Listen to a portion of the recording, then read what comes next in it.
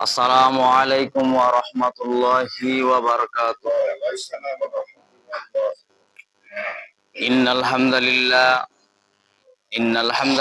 নাহমাদুহু ওয়া নাস্তাঈনুহু ওয়া নাস্তাগফিরুহ ওয়া নাউযু বিল্লাহি মিন শুরুরি আনফুসিনা ওয়া মিন সাইয়্যাতি আ'মালিনা। মান ইয়াহদিহিল্লাহু ফালা মুদিল্লা লাহু ওয়া মান ইউদ্লিলহু ফালা হাদিয়া লাহু।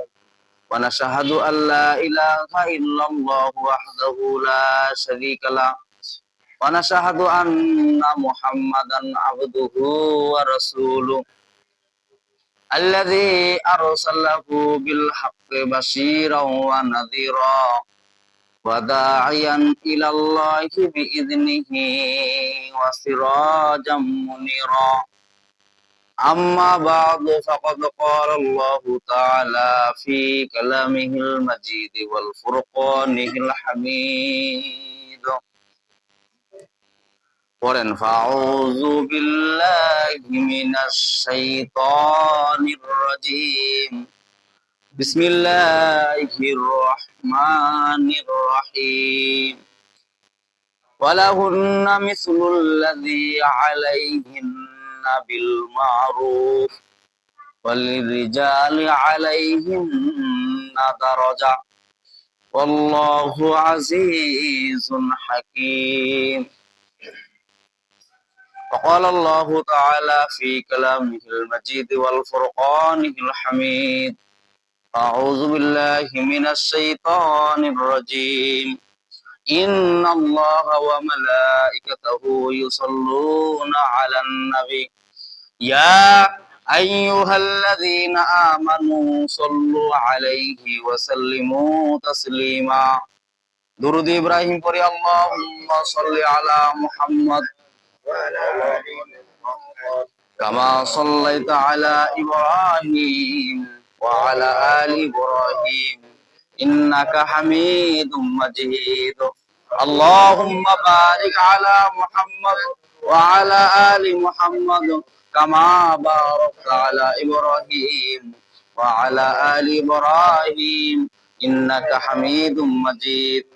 اللهم صل على محمد كما صليت على إبراهيم وعلى آل إبراهيم إنك حميد مجيد. اللهم بارك على محمد وعلى آل محمد كما باركت على إبراهيم وعلى آل إبراهيم إنك حميد مجيد.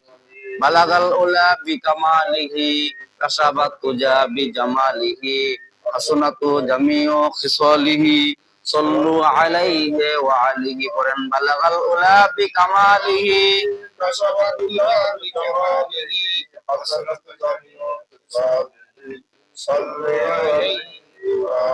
राहे मेरे मस्कन हवाली काबा बने मेरे मगफन दिया रे मदीना. बलगल उला बिकमालिही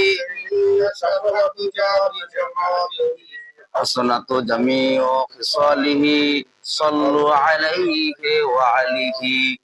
ইমানের পথে অবিচল থেকে আমার মরণ যেন হয়, রসুলের পথে অবিচল থেকে আমার মরণ যেন হয়। তোমারই কাছে মিনতি আমার, তোমারই কাছে মিনতি আমার, ও গো মহিম দয়াময়। ইসলামের পথে অবিচল থেকে আমার মরণ যেন হয়। আমিন, আল্লাহুম্মা আমিন।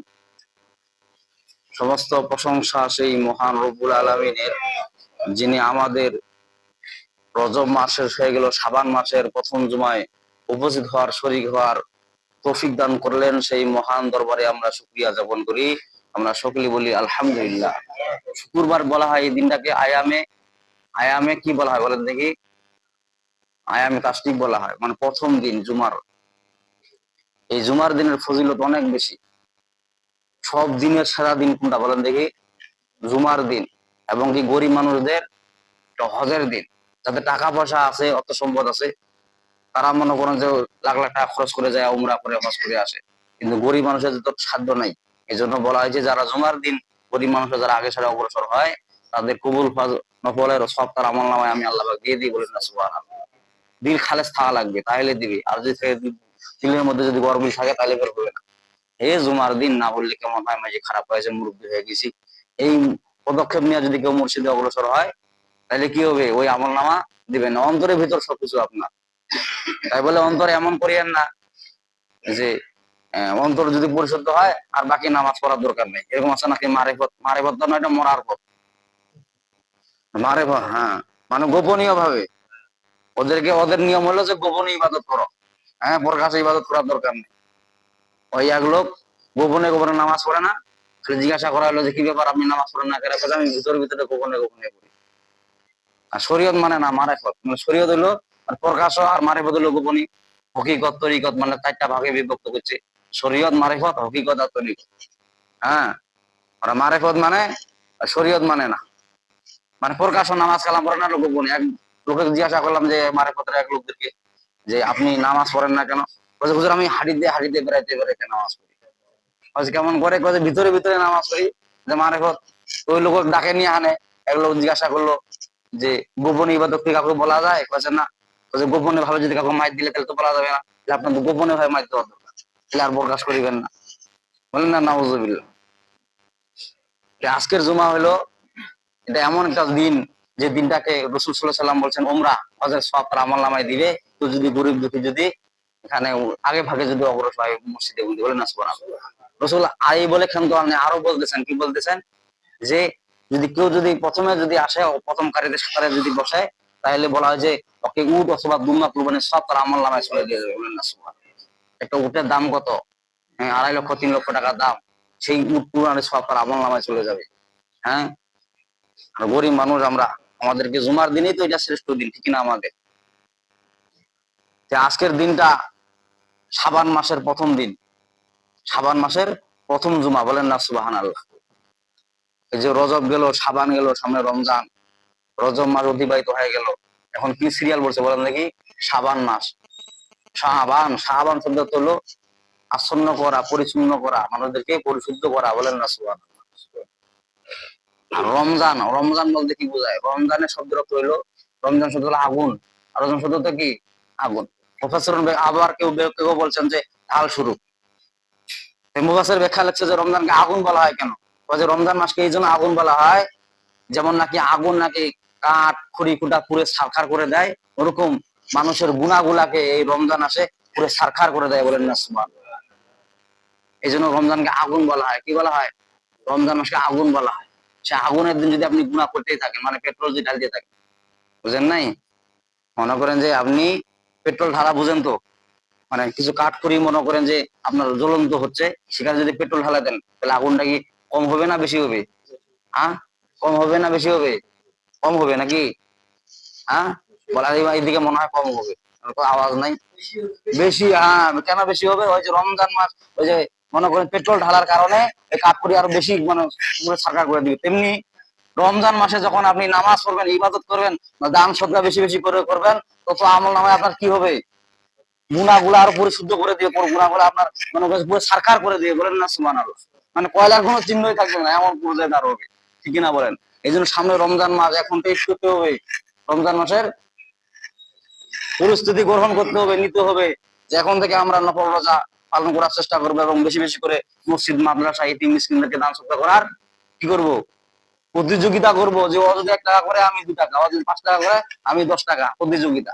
আর এই আমলটাই, এই আমল নামায় আপনার কিয়ামত দিন আল্লাহ কি করবেন? আপনার হাতে দিবেন। বলা হয় যে রমজানের আল্লাহ বৈশিষ্ট্য লেখার সময় লিখছেন যে 3টা স্পেশাল রমজানের রোজাদারের জন্য, বলেন না সুবহানাল্লাহ। 1 নম্বর রোজাদারের স্পেশাল রোজাদার হলো যে আমি আল্লাহ পাক স্বয়ং কিয়ামতের দিন তাদের সাথে সাক্ষাৎ করব জান্নাতের মধ্যে এবং কিয়ামতের মাঠে, বলেন না সুবহানাল্লাহ। আর বলা হয়েছে যে কিয়ামতের মাঠ এমন পর্যায়ে দাঁড় হবে, আরশের ছায়া ছাড়া আর কোনো ছায়া থাকবে না। এই সূর্যটা দেখবেন কত উপরে সূর্য, সেই সূর্য থাকবে মাথার 6 হাত উপরে। বলা হয়েছে যে এখন তো 12টা মুখ খুলে দেওয়া নাই, তখন 12টা মুখ খুলে দিয়ে উপর করে দিয়া বলা হয়েছে যে মানে এত পরিমাণে তাপ দিবে যে মানুষ ঘামের চোটে মনে করেন যখন হাবুডাবু খাবে, বলেন না নাউজুবিল্লাহ। আর সেখানে আল্লাহ তাআলা আরশের ছায়া দিবেন। সেখানে যদি আপনি রোজাদার অবস্থায় থাকেন, তাহলে আপনাকে আল্লাহ রোজাদারের অবস্থায় আল্লাহ তাআলা কবুল করে নিয়ে আপনার সাথে সাক্ষাৎ করবেন, বলেন না সুবহানাল্লাহ। এবং বলা হয়েছে রোজাদারের দুর্গন্ধ, আমরা এটা যে দুর্গন্ধ বলি, আর দুর্গন্ধ না, আল্লাহর কাছে এটা সুগন্ধ মনে হয়, বলেন না সুবহানাল্লাহ। আল্লাহর কাছে খুব প্রিয়, বলেন না সুবহানাল্লাহ। এখন থেকে প্রস্তুতি নেওয়া লাগবে আমাদের কিসের, বলেন দেখি? রমজানের। রমজানের পরিস্থিতি কি নিবো আমরা? আমরা তো নামাজই পড়তে চাই না। আমাদের এমন হয়ে গেছে, কিছু লোক আছে এরকম যে শুক্রবারের দিন আর রমজান মাসে। কিন্তু বিষয়টা হলো যে মুমিন যারা, মুসলমান যারা, মুত্তাকিন যারা, ইমানদার দাবি করে, তারা সবসময় কি করবে? মৃত্যুকে ভয় করবে এবং গুনার কাছ থেকে দূরে থাকবে যারা মুমিন। আচ্ছা, কখন যে কার মৃত্যু হয়ে যায় বলা যায়? দেখবেন যে আপনার বয়সের, মনে করেন যে আপনার বয়স 60, দেখবেন 50-40 বছরের লোক অনেক মারা গিয়েছে। আপনি চায়ের হোটেলে একসাথে খানা খাইছেন, বেড়াইছেন, চা খাইছেন, হাসি তামাশা করছেন, ওই দেখবেন যে ওই দিক নেই। পূর্বের ইতিহাসের দিকে তাকান, ছোটবেলার আপনার ক্লাস সাথীদের দিকে তাকান, অনেকে দেখবেন নাই, কবরে চলে গেছে। শুধু মৌতের কথা বলা যাবে না। এই জন্য মুমিন যারা, তারা গুনাহ থেকে কি করবে? বিরত থাকবে, বলেন না সুবহানাল্লাহ। আর রমজানকে ঢাল স্বরূপ বলা হয়, কেন বলা হয় বলেন দেখি? রমজানকে এই জন্য ঢাল স্বরূপ বলা হয় যে ঢাল কি করে, যে পাথর বা লাঠি বললাম যখন মারে, তখন ওই ঢালটা কি করে? আটকায়। ওরকম রমজানও মানুষের গুনাহকে আটকায়, বলেন না সুবহানাল্লাহ। আল্লাহুম্মা সাল্লি সালাতান কামিলান ওয়া সাল্লি সালামান আলা মুহাম্মদ। একটু সকলে আওয়াজ করে বলি সাল্লাল্লাহু আলাইহি ওয়াসাল্লাম। এই যে দেখেন শাবান মাস, সামনে রমজান আসতেছে, তারপর আমাদের মসজিদের চিত্র দেখেন, এমন চিত্র যে মুসল্লি নাই বলতেই চলে, ঠিক কিনা বলেন? এই যে আমরা মানুষের জানাজায় যাচ্ছি, রোগ হচ্ছিল, আমরা মৃত্যু লোক দেখতেছি, তারপর আমাদের হুঁশ জ্ঞান হয় না যে আমাদের মৃত্যুবরণ করতে হবে। হ্যাঁ, জুমার নামাজ, রক্ষিয়া নামাজ, এগুলা মনে হয় ফরজে কিফায়া নাকি, বলেন আপনারা? এগুলো ফরজে আইন। আর জানাজার নামাজ হলো ফরজে কিফায়া, কিছু সংখ্যক লোক নিয়ে পড়লেও কিন্তু হয়ে যেত। কিন্তু এই যে জুমার নামাজ পড়তে হবে বাধ্যতামূলক, ফরজে আইন, ফরজ নামাজ, এগুলাতে লোক পাওয়া যায় না। হ্যাঁ, ওগুলা লোক পাওয়া যায় না, কাজে মনে করেন যে না, ওই দিন কাজ ছুটাবে কিয়ামতের দিন, যে আমার কাম, আমার আজান কি তোমার কানে যায় নাই? ও যে গেছিল, যে আপনি আজান বাদ দিয়ে আনে তুমি কিভাবে কাজ করছিলা? আমার আমার প্রতি কি কোনো আপনার আকর্ষণ ছিল না, মহব্বত ছিল না? এখন দেখাবে আমি আল্লাহ ছাড়া তোমাকে কে বাঁচায়, ঠিক কিনা বলে? খালি দুনিয়ার জীবনে আমি কিছু সংকট তোমাদের হায়াত দিছি, কিন্তু 4টা জগৎ, কয়টা? রুহুদের জগৎ, রুহু জগৎ থেকে আরহামের জগৎ, সেখানে আল্লাহ তাআলা রুহু জগতে আপনার খানা পিনা সবকিছু চালাইছেন, রুহু জগতে চালাইছেন, আরহামের জগতে চালাইছেন, নিয়ামত থেকে ছাড়ে দিয়েছেন আল্লাহ পরীক্ষা হলের মধ্যে। কিন্তু আলমে বারজাক যখন লম্বা সময় কাটবেন, তখন আপনার খানা পিনা, তখন কাজ করবার কোথায় যাবে? তখন বান্দা বলবে যে আল্লাহ আমাকে দুনিয়াতে আবার পাঠান, আপনার কাজ ছাড়া আমি আর অন্য কোনো কাজ করবো না, খালি ইবাদত বন্দি করে যাবো। আল্লাহ বলেছে না, আল্লাহ বলতেছেন সুম্মা ইউমীতুকুম সুম্মা ইউহয়ীকুম সুম্মা ইলাইহি তুরজাউন। আল্লাহ বলেন তোমাকে মৃত্যুবরণ করাইছি, আবার জীবিত করব, তখন আর মৃত্যুবরণ দিব না। তার মানে কি? জীবন, দুনিয়ার জীবনে জীবন আছে, জীবন থেকে যখন পরকালে চলে যাবেন, তখন আল্লাহ জীবিত করবেন, তখন আর মৃত্যু দিবেন না। বান্দা মৃত্যুর জন্য আকাঙ্ক্ষা করবে যে আল্লাহ জাহান্নামের সাথে সহ্য হচ্ছে না, আপনি আমাকে মৃত্যু দেন। আল্লাহ বলছে না, মৃত্যু আর নাই। মৃত্যু কয়বার হয়? মৃত্যু একবারই হয়। মৃত্যু কয়বার হয়? মৃত্যু একবার হয়। জীবন আমি আল্লাহ বারবার দেই, কিন্তু মৃত্যু আমি আল্লাহ একবার দেই, বলেন না সুবহানাল্লাহ। আল্লাহুম্মা সাল্লি সালাতান কামিলান ওয়া সাল্লি সালামান আলা মুহাম্মদ। সকলে বলি সাল্লাল্লাহু আলাইহি ওয়াসাল্লাম। আজকের জুমার আলোচ্য বিষয় হলো শাবান মাসের যে নারী এবং পুরুষ, স্ত্রী এবং স্বামী। নারী পুরুষ, এটা পুরুষ এবং মহিলাকে বোঝায়। আর স্ত্রী আর স্বামী, এটা বলা হয় যারা আবদ্ধ হয়, বিয়েতে যারা আবদ্ধ হয় তাদেরকে বলা হয় স্বামী। আর যারা বিয়েতে আবদ্ধ হয় না তাদেরকে নারী আর পুরুষ বলা হয়। যে কোনো একটা পুরুষ, যে কোনো একটা নারী, ঠিক না? আর যখন বিয়ে আবদ্ধ হয়, তখন ওটাকে কি বলা হয়? স্বামী আর স্ত্রী। আল্লাহ পাক এই যে কোরআনে আয়াত নাজিল করছেন সূরা বাকারার 228 নম্বর আয়াতে, আল্লাহ পাক বলতেছেন যে ওয়ালাহুন্না মিসলুল্লাযী আলাইহিন্না বিল মা'রুফ, ওয়ালাহুন্না মিসলুল্লাযী আলাইহিন্না বিল মা'রুফ। স্বামীর প্রতি স্ত্রীর যেমন যত্নবান দায়িত্ব আছে, স্ত্রীর প্রতি স্বামীর কি আছে? তেমন যত্নবান নিয়ে নেওয়া লাগবে। এখন এই আয়াতের একজন ব্যাখ্যাকারী ব্যাখ্যা করতে যায়, ব্যাখ্যা করছে কি জানেন না? যে নারী পুরুষ সমান অধিকার আছে না নাই? আচ্ছা বলেন তো, আল্লাহ পাক তো স্পষ্ট বলতেছেন যে একজন পুরুষ যখন যে মেরাজটা পাবে, মানে বাপের কাছে যে সম্পদটা পাবে, তার অর্ধেকের অর্ধেক কি পাবে? ইউসিকুমুল্লাহু ফি আওলাদিকুম লিযাকারি মিসলুল হাযিল উনসাইন। আল্লাহ পাক বললেন যে পুরুষরা যে ভাগটা পাবে তার অর্ধেকটা পাবে কি পাবে? নারী। এখন আমি ওই স্লোগান দিচ্ছে না নারী পুরুষ সমান অধিকার, এমন লোক আছে না নাই? কোরআনের উল্টা বোঝে, বুঝাবেন একটা বুঝে আর একটা। আল্লাহ পাক বলেন ওয়ালাহুন্না মিসলুল্লাযী আলাইহিন্না বিল মারুফ, স্বামী স্ত্রীর প্রতি যত্ন মানে যেটা আমি সমান সমান করে দিয়েছি। তার মানে কি আপনি যদি বাজারের মধ্যে যদি ভাজা পড়া জিনিস খান, পাপড় টাপড় খান, আপনাকে পাপড় নিয়ে স্ত্রীর জন্য আনা লাগবে, যত্নবান হওয়া লাগবে। এরকম যত্নবান কাকে হওয়া লাগবে? স্বামীকে হওয়া লাগবে। স্ত্রীর প্রতি যেমন স্বামীর যত্নবান নেওয়া লাগবে, স্বামীকে স্ত্রীর প্রতি তেমন আল্লাহ বলেন ওয়ালাহুন্না মিসলুল্লাযী আলাইহিন্না বিল মারুফ, পরস্পর সমান সমান যত্নবান নেওয়া লাগবে। তো এই আয়াতের ব্যাখ্যা একজন না বোঝার কারণে সে স্লোগান দিচ্ছে স্বামী নারী আর পুরুষ সমান অধিকার, নারী আর পুরুষ। আল্লাহ কোরআনে বলছেন, কথায় বলছেন ওয়ালাহুন্না মিসলুল্লাযী আলাইহিন্না বিল মারুফ, নারী আর পুরুষ সমান অধিকার। কিন্তু নারী আর পুরুষের কথা বলা হয় নাই, স্বামী আর স্ত্রীর কথা বলা হয়েছে যে স্বামী আর স্ত্রী সমান অধিকার। আর স্লোগান দিচ্ছে এরকম লোক আছে না? মানে মুখে দাড়ি নাই, টুপি নাই, হঠাৎ করে টুপি মাথায় দেয়, আবার দেখবেন যে লম্বা পাঞ্জাবি কাট দেয়, ইয়া মানে বুড়ি মোটা মিছিল করতেছে, স্লোগান দিচ্ছে নারী পুরুষের সমান অধিকার, নারী পুরুষের সমান অধিকার, এরকম মিছিল করে বেড়াচ্ছে। মিছিল করতে করতে হঠাৎ করে লোকটা অসুস্থ হয়ে গেল। অসুস্থ হওয়ার পরে লোকটা বাসায় গেলেন। বাসায় যাওয়ার পরে বলতেছে শরীর তো আর চলে না, খুবই তো স্লোগান দিলাম নারী পুরুষের সমান অধিকার, নারী পুরুষের সমান অধিকার। আল্লাহ পাক বললেন যে এখানে আমি এক পেপারমেন্ট শুরু করে দিব, এখানে আমি এক পরীক্ষা করব। তাই নাকি? কোথায় এখন ডাক্তারের কাছে গেছে, ডাক্তার বলতেছে ডাক্তার বলছে কি? ডাক্তার বলতেছে জি বলেন। বলছে আমি হঠাৎ করে স্লোগান দিচ্ছি নারী পুরুষের সমান অধিকার, নারী পুরুষের সমান অধিকার, হঠাৎ করে স্লোগান দিতে কেন যেন আমি অসুস্থ হয়ে গেলাম। তাই নাকি? কোথায় ডাক্তার ট্রিটমেন্ট করতেছে, কোথায় না লোক তো কোনো ধরা পড়ে না। ডাক্তার বলতেছে যে একটা কাজ করেন। বলছে কি? বলছে আপনার প্রস্রাবটা নিয়ে আইসেন, প্রস্রাবটা চেক করে আমি চেক করে দেখবো আর কি আপনার শরীরের মধ্যে কি হয়েছে। আচ্ছা ঠিক আছে। তো ওই লোক বাসায় চলে গেল। বাসায় যাওয়ার পরে উনি রাত্রে মানে সকালে প্রস্রাব করে রাখছে, প্রস্রাব করে ঘুমন্ত অবস্থায় ঘুমাইছে। মানে ওই ভুড়ি মোটা লোক ওরা তো সকাল 8টা 9টা 10টা পর্যন্ত মানে ঘুমায় কে, খালি নামাজ কালাম নাই, খালি ওগুলাই করে বেড়ায়। হ্যাঁ, রাত্রে আকাম কুয়াম করে বেড়ায়, কোথায় কি মানুষের রাজনীতি কিবা খেলা নীতি কত রকমের নীতি করে বেড়ায়, আগাম করে বেড়ায়। আর রাত সকালবেলা 8টা 10টা 11টা পর্যন্ত খালি কি করে? ঘুমায়। তো রাত সকালবেলা ফজরের সময় প্রসাব করে মানে প্রসাব নিয়ে ডাক্তারের কাছে যাবে, সেই প্রসাব করে ওই কিবার মধ্যে পাত্রের মধ্যে বোতলের মধ্যে রাখে দিচ্ছে। রাখে দেওয়ার পরে তো লোক তো ঘুমাচ্ছে। রাগী লোক, এমন রাগী লোক স্ত্রীদেরকে দেখতে পারে না, মহিলাদেরকে দেখতে পারে না, খালি দোষ পাইলে খালি প্রত্যাবর দিয়া দেয়।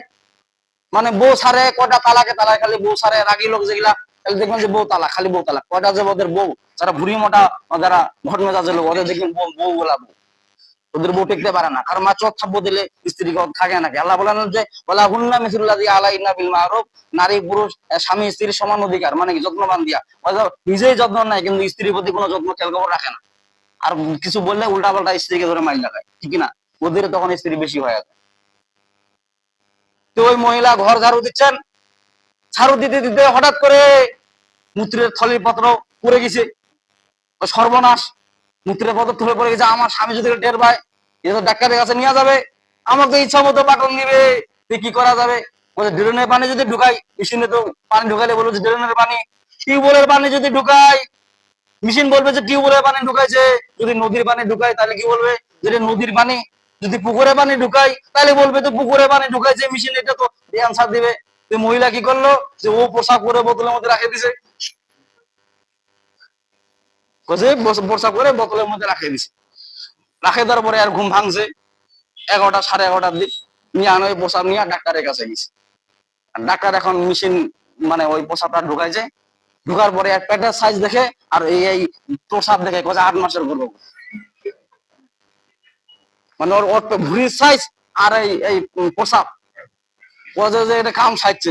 কি এতগুলা প্রসাব আমি 35 বছর ধরে ডাক্তারিগিরি করতেছি, হ্যাঁ, প্রতিদিন আমি পাইলাম না, এটা পুরুষের একটা বাচ্চা। সর্বনাশ। মানে ডাক্তার আর কিছু বলে না, ডাক্তার খালি মুসকি মুচকি আগে যে এই বেটা কি কাম করলো রে। আর দেখেছে ভুঁড়ির সাইজ আর প্রসাব যেহেতু নিশ্চয় এলাকা কাম হয়েছে। প্রসাব তো 8 মাসের গর্ভবতী আর দেখা যাচ্ছে প্রসাব চেক করলো। এখন জিজ্ঞাসা করলো, এখন ডাক্তাররা বলে না। এখন ওই ভুঁড়ি মোটা ওখানে গেছে, যে ভাই কি ভাই? বলছে আপনার যত জটিল রোগ। বলছে কেমন রোগ? বলছে এমন একটা খবর, শরমের কথা লজ্জা বলা যায় না। বলছে কি হয় বলেন আপনি? কত ভাই হোক, টাকা আমার কম পয়সা আছে নাকি? বহু টাকা পয়সা, বহু টাকা পয়সা আমি আপনাকে দিব, আপনি বলেন রোগের কথা বলেন, ডাক্তার কই বাঁচায় না। তারপরে যখন জোর করে দিল, ডাক্তার বললো যে আপনার পেটের ভুঁড়ির সাইজ আর পোষাবে একই কোয়ালিটি। বলছে কেন? বলছে আপনার পেটে 8 মাসের বাচ্চা। হ্যাঁ গজেন নাউজুবিল্লাহ, এটা কোন কথা হয়েছে ডাক্তার নেই? হ্যাঁ চিন্তা করছে যে পুরুষের মানুষের হয়তো বা আল্লাহ কিয়ামত ঘটাবার জন্য মনে হয় আমার পেটে বাচ্চা দিছে। এ এখন চিন্তা করতেছে যে কি করা যাবে, কি করা যাবে। ছোট শরীর ঘামাঘামি শুরু করে দিছে। তো ডেলিভারি কদিন হবে? 9 মাস পরে হবে। বলছে আর 1 মাস আছে। বলছে হ্যাঁ। এই 1 মাসে বাসায় যায় খাওয়া দাওয়া ছাড়ে দিছে। বউ বলছে কি হয়েছে আপনার, আপনি এত ঘামতেছেন কেন, খাওয়া দাওয়া ছাড়ে দিচ্ছেন কেন? বলছে আমার ভুঁড়ির সাইজ। ওই স্ত্রীকে বলতেছে আচ্ছা বাচ্চা হওয়ার সময় কেমন লাগে? বলছে কেমন লাগে মানে? আপনি স্লোগান দিচ্ছেন নারী পুরুষ সমান অধিকার, আমি 4টা বাচ্চা গ্রহণ করছি, প্রসব করছি, আর আপনি একটা পারিবেন নাই? আপনার কথা 4টা করার দরকার, ঠিক কিনা বলেন? চিন্তা করছে যে ঘামে টামে শেষ সর্বনাশ, কি করা যাবে, কি করা যাবে? পেটত তো আমার বাচ্চা, হ্যাঁ এখন খালাস করে ডেলিভারি এগুলা করা হবে, এখন কি? এই তো টেনশনে খাওয়া দাওয়া ছাড়ে দিয়া বুড়ি আস্তে আস্তে, খাওয়া দাওয়া ছাড়ে দিলে বুড়ি বাড়বে না কমবে? আস্তে আস্তে মনে হচ্ছে বুড়ি কমা শুরু হয়ে গেছে। যাওয়ার পরে যে কিরে 9 মাস কিসের, 10 মাস 11 মাস হয়ে গেল, আমার তো আর শরীর আমার ভালো লাগতেছে, আমি ইয়ং আগে বেড়াবার পারতেছি। তখন ওই লোক যায় ভুড়ি মোটা যায় ডাক্তার বলছে ডাক্তার সাহেব বলছে কি? আপনি যে বললেন আমার পেটের মধ্যে, হ্যাঁ প্রসাব পরীক্ষা করে তো আমি নিতে পারলাম। তখন ওনার স্ত্রী বলতেছে যে ওই প্রসাবটা তোমার ছিল না, প্রসাবটা আমার ছিল। তুমি যখন ঘুমন্ত অবস্থায় ছিলা, প্রসাব পরীক্ষা করার জন্য প্রসাব করছিলাম বোতলের মধ্যে, আমি ঝাড়ু দিছিলাম, তারপর সমস্ত প্রসাব পড়ে যাওয়ার পরে আমি প্রসাব করছিলাম, আমার গর্ভে 8 মাসের বাচ্চা। বলেন না সুবহানাল্লাহ। যে তুমি স্লোগান দিচ্ছ নারী পুরুষ সমান অধিকার, যে আমি 8টা বাচ্চা প্রসব বেদনা সহ্য করেছি, তুমি একটা বাচ্চা পারবা না, তাই অটোমেটিক হয়ে গেছে। তখন সে সুস্থ শরীর লাগেছে, মানে কি শরীরের মানে শ্বাস শোকার পরে সে সুস্থ, পরিপূর্ণ সুস্থ হয়ে গেছে। বলেন না সুবহানাল্লাহ। তখন ওই লোক বুঝতে পারলেন, ওই আয়াতের ব্যাখ্যা বলতেছেন আল্লাহ পাক ওয়ালা হুন্না মিসলুল্লাযী আলাইহিন্না বিল মারুফ। আল্লাহ পাক বলেন ওয়ালা হুন্না মিসলুল্লাযী আলাইহিন্না বিল মারুফ। প্রত্যেকটা স্বামী এবং স্ত্রী, তার স্ত্রী যেমন স্বামীর প্রতি যত্নবান হবে এবং স্বামীকেও স্ত্রীর প্রতি যত্নবান হওয়া লাগবে। বলেন না সুবহানাল্লাহ। তার মানে কি, স্ত্রী যদি বাসায় যদি কাজ করে, বাচ্চা কাচ্চা নিয়ে যদি সামলাতে না পারে, আপনাকে বাচ্চা কাচ্চা নিয়ে সামলাতে হবে। মাঝে মধ্যে আপনার পাকশা করে দেওয়া লাগবে, মানে যত্নবান নেওয়া লাগবে। স্ত্রীর প্রতি স্বামী যেমন যত্নবান, স্বামীকে স্ত্রীর প্রতি যেমন যত্নবান হওয়া লাগবে। বিছনায় যদি আপনি পুরুষ যদি বিছনায় থাকেন, স্ত্রী যেমন আপনার সেবা যত্ন করবে, স্ত্রী যখন বিছনায় বসবে আপনাকেও সেবা যত্ন করা লাগবে। বলেন না সুবহানাল্লাহ। এ কথা কার? আল্লাহ পাক বলেন ওয়ালা হুন্না মিসলুল্লাযী আলাইহিন্না বিল মারুফ।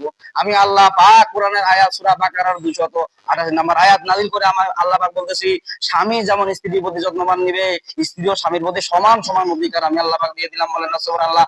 নারী পুরুষ সমান অধিকার দেই নাই, দিছি কেমন সমান অধিকার? স্বামী যেন স্ত্রীর প্রতি যত্নবানের দিক দিয়া, আর স্ত্রী যেন স্বামীর দিক দিয়া যত্নবান, সমান সমান অধিকার পালন করে। বলেন না সুবহানাল্লাহ। আল্লাহ পাক আয়াত বলে খেয়াল করেন, আল্লাহ পাক আরো বলতেছেন ওয়ালির রিজালি আলাইহিন্না দারাজা আল্লাহু আজিজুন হাকীম। আল্লাহু আকবার। আল্লাহ পাক বলেন ওয়ালির রিজালি আলাইহিন্না দারাজা। খালি আমি আল্লাহ পাক খালি নারীদেরকে এই আয়াতগুলো শান্ত হয়ে নাই, আমি আল্লাহ পাক ওয়ালির রিজালি আলাইহিন্না দারাজা, স্বামীর প্রতি একটু দায়িত্ববান বেশি, যত্নবান বেশি। আল্লাহ পাক আয়াত নাযিল করে বলতেছেন যে আমি প্রত্যেকটা পুরুষদের প্রতি স্বামীর প্রতি একটু আয়াত বেশি করে বাড়াই দিছি, তাদের মর্যাদাশীল আমি আল্লাহ পাক বাড়াই দিছি। বলেন না সুবহানাল্লাহ। মহিলা কোরআনের আয়াত ব্যাখ্যা শোনার পরে মানে মাঠে ঘাটের মধ্যে এক পুরুষ, ওনার স্বামী কাজ করতেছে, হাল বোয়াচ্ছে, করার পরে হঠাৎ করে মনে করেন যে বাসায় আসলে প্রচন্ড মানে গরম, আসে ওনার স্ত্রী বলতেছে বাতাস কর। ওনার স্ত্রী বলতেছে কি বলতেছেন যে বাতাস করো। বাতাস শুরু শুরু করে দিছে, বাতাস করতে 1 2 3 4 এইভাবে গোনাগুন শুরু করে দিছে।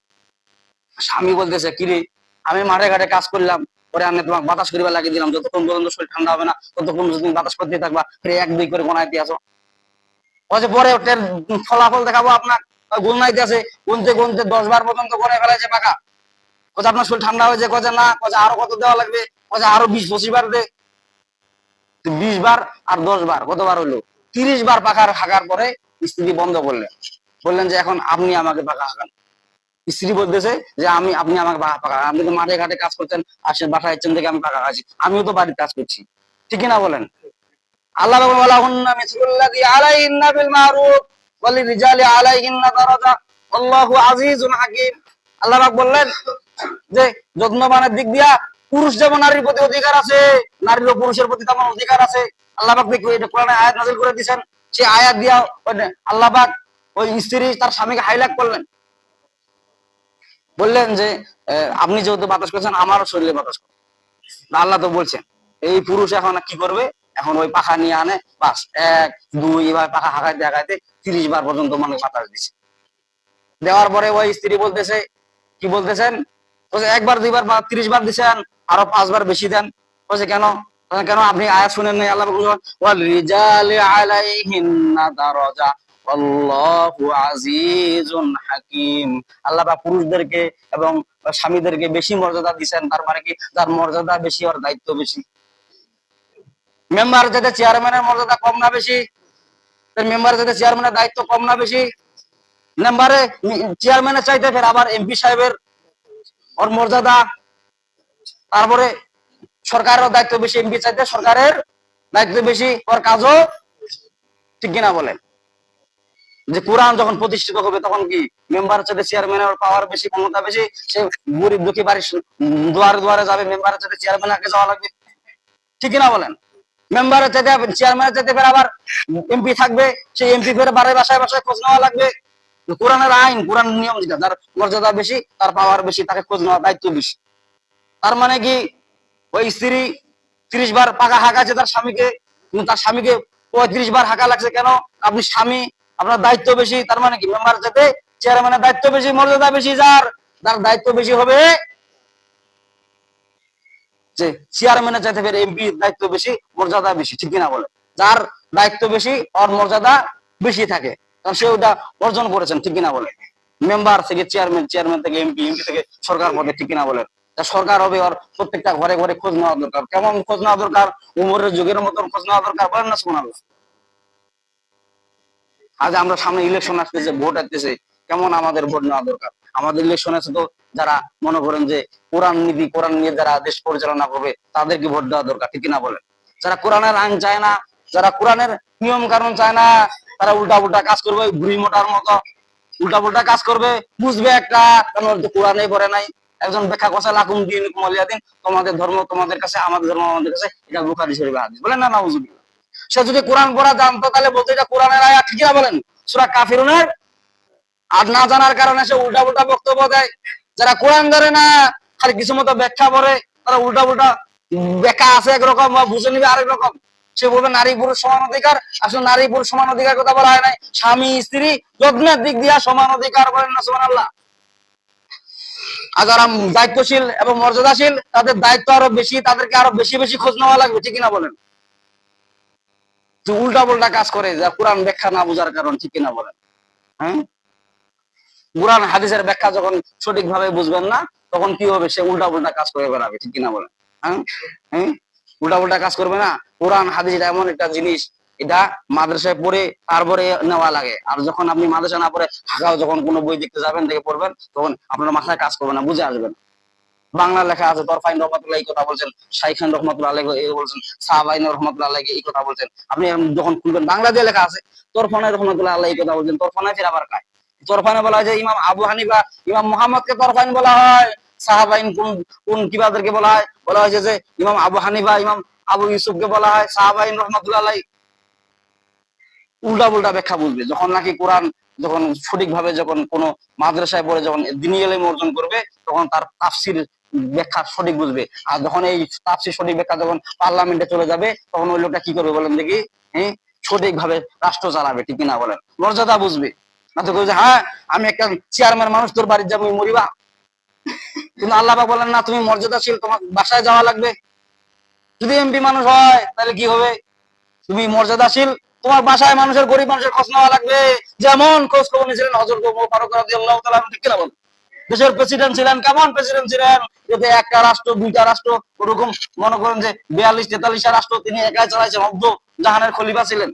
তারপরে মানুষের বাসায় বাসায় যে খোঁজ খবর নিয়েছেন, আর তিনি বুঝতেন আমার মর্যাদা যত বেশি, আমার দায়িত্ব পড়ে যাবে বেশি, বা করে নিচ্ছি না। তো আল্লাহ পাক আমাদেরকে সবাইকে সঠিক সমঝ দান করুক। যাদের সুন্নত বাকি আছে সুন্নত পড়েন, কাবলা জুম্মাহ চাই রাখা। আলহামদুলিল্লাহি রাব্বিল আলামিন।